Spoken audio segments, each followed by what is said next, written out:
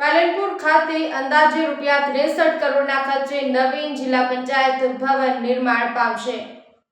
બનાસકાંઠા જિલ્લાના પાલનપુર ખાતે આવેલા હયાત જિલ્લા પંચાયત ભવનનું નિર્માણ લગભગ 45 વર્ષ પૂર્વે કરવામાં આવ્યું હતું। સમયાંતરે જર્જરિત બનેલા ભવનનું NDT ટેસ્ટિંગ કરવામાં આવ્યું હતું, જેના રિપોર્ટના આધારે ભવનને જર્જરિત જાહેર કરવામાં આવ્યું છે। સરકારે જૂના જિલ્લા પંચાયત ભવનને ડિમોલેશન કરીને તે જ સ્થળે નવીન જિલ્લા પંચાયત ભવન બંધાવવાનું મંજૂર કર્યું છે।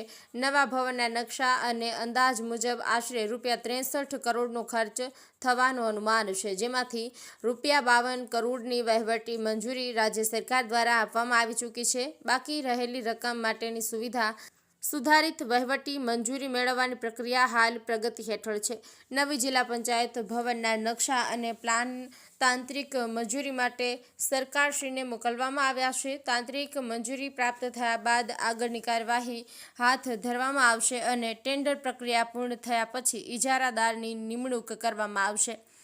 ત્યારબાદ નવીન જિલ્લા પંચાયત ભવનના નિર્માણ કાર્યોનો સત્તાવાર શુભારંભ થશે। આ દરમિયાન હયાત જિલ્લા પંચાયતની તમામ કચેરીઓને સમયાંતરે અન્ય યોગ્ય સ્થળે ખસેડવાની કામગીરી પણ સુચારુ રીતે ચાલી રહી છે, જેથી વહીવટી કાર્યમાં કોઈ અવરોધ ઊભો ન થાય તેમ એક અખબાર યાદીમાં જણાવ્યું છે।